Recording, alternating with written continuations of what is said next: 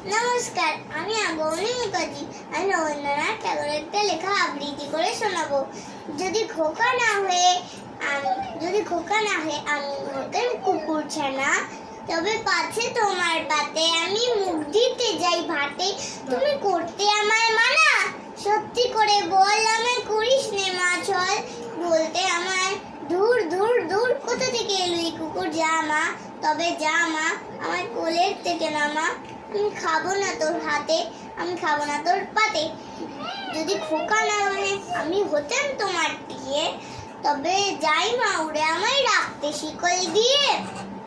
সত্যি করে বল আমায় করিস নে মা ছল।